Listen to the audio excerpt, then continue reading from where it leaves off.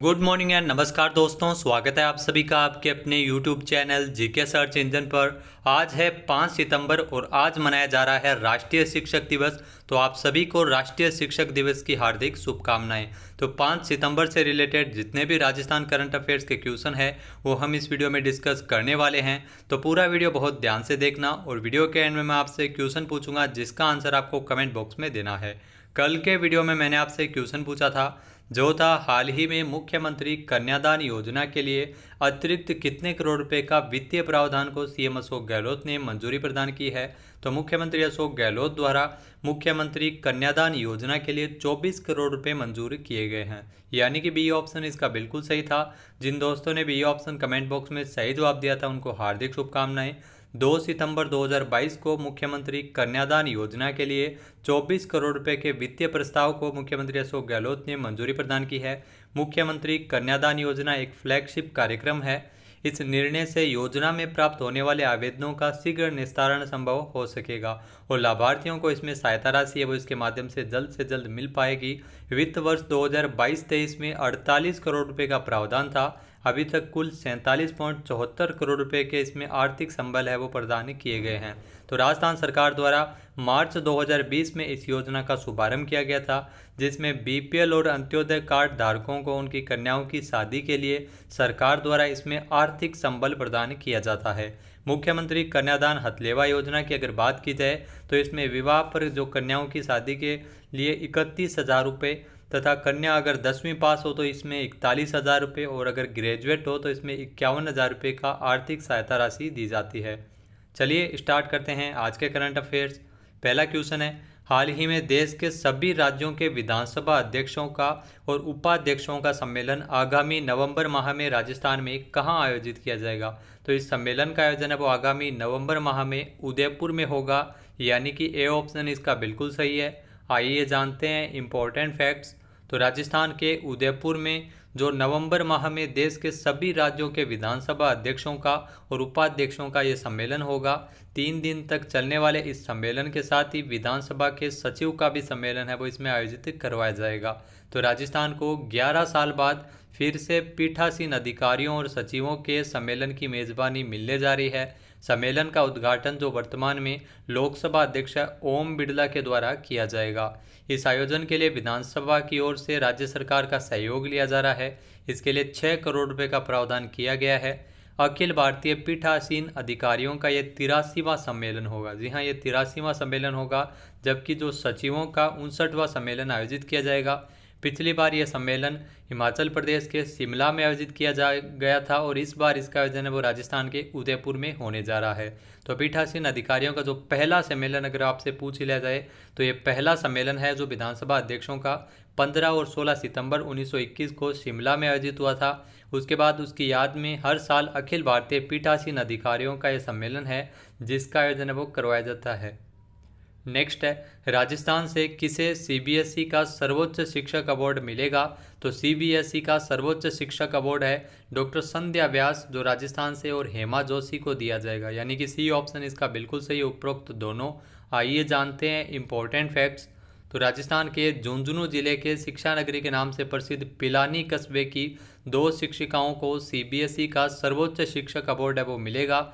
इसके लिए आपको बता दें कि देश भर से 19 शिक्षकों का चयन है वो इसमें किया गया था, जिसमें राजस्थान से 2 शिक्षिकाएं इसमें शामिल थी। ये दोनों ही पिलानी के स्कूलों की है। जी हाँ, इसमें एक बिरला बालिका विद्यापीठ की डॉक्टर संध्या व्यास है और दूसरी बिरला शिशु विहार की हेमा जोशी है। तो इन दोनों को सीबीएसई का सर्वोच्च शिक्षक अवार्ड है वो मिलेगा।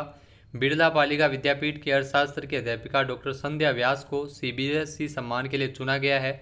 डॉक्टर संध्या को शिक्षण के क्षेत्र में उनके किए गए कार्यों को देखते हुए चुना गया है। राष्ट्रीय शिक्षक दिवस की अगर बात की जाए तो ये पुरस्कार 6 सितंबर को दिल्ली में दिए जाएंगे। बिरला शिशु विहार की वरिष्ठ शिक्षिका हेमा जोशी का भी चयन है वो इसके लिए किया गया था। प्राचार्य पवन वशिष्ठ ने बताया कि शिक्षक दिवस के अवसर पर जो बायोलॉजी की वरिष्ठ शिक्षिका हेमा जोशी जिनको 6 सितंबर को दिल्ली में सम्मानित करेंगे। नेक्स्ट है, राजस्थान में देवस्थान विभाग की ओर से राधाष्टमी महोत्सव का आयोजन कब किया गया था। तो राजस्थान में देवस्थान विभाग की ओर से राधाष्टमी महोत्सव का आयोजन 4 सितंबर को किया गया था, यानी कि सी ऑप्शन इसका बिल्कुल सही है। आइए जानते हैं इम्पोर्टेंट फैक्ट्स। तो राजधानी जयपुर के जलेब चौक में स्थित ब्रजनिधि मंदिर में देवस्थान विभाग की ओर से 4 सितंबर को राधा अष्टमी महोत्सव का आयोजन किया गया था। पहली बार है जब देवस्थान विभाग की ओर से इस महोत्सव का आयोजन किया गया है। जन्माष्टमी के 15 दिन बाद राधाष्टमी का पर्व मनाया जाता है।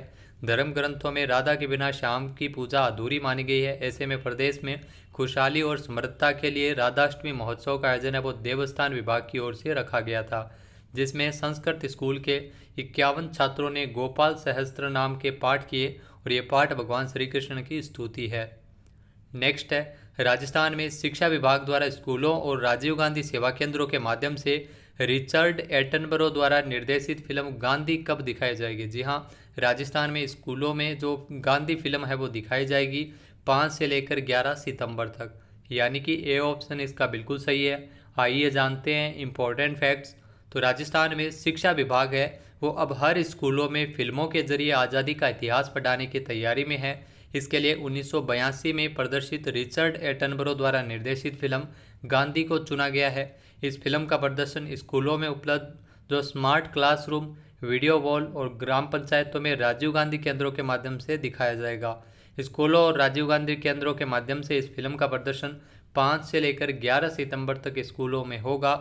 महात्मा गांधी के देश की आज़ादी में किए गए संघर्षों के बारे में अब स्कूली बच्चों ने जो स्कूली किताबों में ज़रूर पढ़ा है। नई पीढ़ी को बापू के बारे में बताना और उनके लिए उपयोगी होगा, इसलिए विद्यार्थियों को गांधी फिल्म है वो दिखाई जा रही है। मूल रूप से अंग्रेजी में बनी गांधी फिल्म को भारत और यूनाइटेड किंगडम की कंपनियों की साझेदारी में बनाया गया था। इसमें प्रख्यात ब्रिटिश अभिनेता बेन किंग्स ने महात्मा गांधी की कालजयी भूमिका इसमें निभाई थी। इस फिल्म ने उस साल 8 अकादमी अवार्ड जीते थे, 3 अन्य में नामित रही थी और फिल्म ने सर्वश्रेष्ठ विदेशी फिल्म का भी गोल्डन ग्लोब अवार्ड भी जीता था। नेक्स्ट है, मुख्यमंत्री अशोक गहलोत ने प्रदेश की विभिन्न जेलों में आवश्यक सुविधाओं के विस्तार हेतु कितने करोड़ रुपए की मंजूरी प्रदान की है। तो सीएम अशोक गहलोत द्वारा जो प्रदेश की विभिन्न जेलों में आवश्यक सुविधाओं के विस्तार के लिए 35.81 करोड़ रुपए मंजूर किए हैं, यानी कि ए ऑप्शन इसका बिल्कुल सही हो जाएगा। आइए जानते हैं इम्पोर्टेंट फैक्ट्स। तो राजस्थान के मुख्यमंत्री अशोक गहलोत ने प्रदेश की विभिन्न जेलों में आवश्यक सुविधाओं के सुदृढ़ीकरण, नवीन निर्माण कार्य और उपकरण खरीद के लिए 35.81 करोड़ रुपए की स्वीकृति प्रदान की है। इस स्वीकृति से प्रदेश के 7 जिला कारागृहों में 20.78 करोड़ रुपए की लागत से अतिरिक्त बैरक का निर्माण किया जाएगा। विभिन्न केंद्रीय एवं जिला कारागृहों में सुरक्षा के लिए 3.68 करोड़ रुपए की लागत से वॉच टावर बनाए जाएंगे। साथ ही साथ अलग अलग जिलों में 7.30 करोड़ रुपए की लागत से सुरक्षा और चिकित्सा उपकरण भी इसमें खरीदे जाएंगे। तो मुख्यमंत्री अशोक गहलोत ने बजट में कारागृहों के सुविधाओं के विस्तार की घोषणा की थी। नेक्स्ट है, हाल ही में नेशनल फैमिली हेल्थ सर्वे 5 की रिपोर्ट के अनुसार आम नागरिकों को स्वास्थ्य बीमा कवर का लाभ देने में राजस्थान का कौन सा स्थान है। तो राजस्थान का देश में पहला स्थान है, यानी कि बी ऑप्शन इसका बिल्कुल सही है। आइए जानते हैं इम्पोर्टेंट फैक्ट्स। तो नेशनल फैमिली हेल्थ सर्वे 5 की रिपोर्ट के अनुसार राजस्थान का आम नागरिकों को स्वास्थ्य बीमा कवर का लाभ देने में राजस्थान है वो पहले स्थान पर रहा है। तो ये रैंकिंग आप ज़रूर याद रखिएगा, यहाँ से डायरेक्ट क्वेश्चन बनता है। राजस्थान में 88% परिवारों तक हेल्थ इंश्योरेंस की स्कीम पहुंच गई है। इन परिवारों का कोई न कोई सदस्य राज्य सरकार की महत्वाकांक्षी चिरंजीवी स्वास्थ्य बीमा योजना या अन्य किसी बीमा योजना का लाभार्थी है।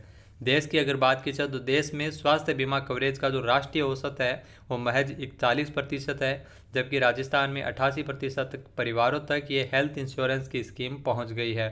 एनएफएचएस की रिपोर्ट के अनुसार प्रदेश में शहरी से ज़्यादा ग्रामीण क्षेत्रों में इसके लोग लाभान्वित हो रहे हैं। शहरों में जहां 80% परिवारों का बीमा की पहुंच है, वहीं ग्रामीण क्षेत्रों में 90.4% परिवार है वो स्वास्थ्य बीमा योजना से जुड़ चुके हैं। नेक्स्ट क्वेश्चन है, हाल ही में विश्व युवा दिवस के अवसर पर राज्य सरकार ने स्किल एम्बेसडर अवार्ड से किसे नवाजा है। तो विश्व युवा दिवस के अवसर पर राज्य सरकार द्वारा स्किल एम्बेसडर अवार्ड से नवाजा गया था अशोक यादव को, यानी कि बी ऑप्शन इसका बिल्कुल सही है। आइए जानते हैं इम्पोर्टेंट फैक्ट्स। तो भारतीय पशुपालन निगम लिमिटेड के पैरोवेट सह कृत्रिम गर्भाधान पाठ्यक्रम के तहत अजमेर के किशनगढ़ में रेनवाल गौशाला में प्रथम बेंच में प्रशिक्षण लेने वाले अशोक यादव को सम्मानित किया गया था। इनको भारतीय पशुपालन निगम लिमिटेड के प्रशिक्षणार्थी अशोक यादव को विश्व युवा दिवस के अवसर पर राज्य सरकार के द्वारा स्किल एम्बेसडर अवार्ड से भी नवाजा गया था। इस अवार्ड के तहत रेनवाल गौशाला में प्रशिक्षण लेने वाले अशोक यादव को ये स्किल एम्बेसडर अवार्ड, प्रशस्ति पत्र, मोमेंटो और 25,000 रुपये का चेक इसमें दिया गया था।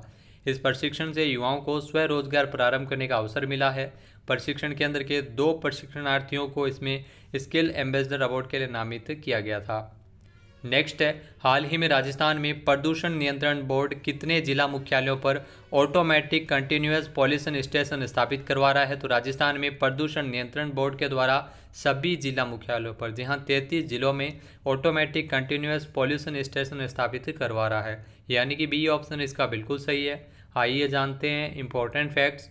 तो राजस्थान की जनता को पोल्यूशन एवं मौसम की ताज़ा जानकारी उपलब्ध करवाने के लिए प्रदूषण नियंत्रण बोर्ड है वो सभी 33 जिला मुख्यालयों पर ऑटोमेटिक कंटिन्यूअस पॉल्यूशन स्टेशन है वो स्थापित करवा रहा है।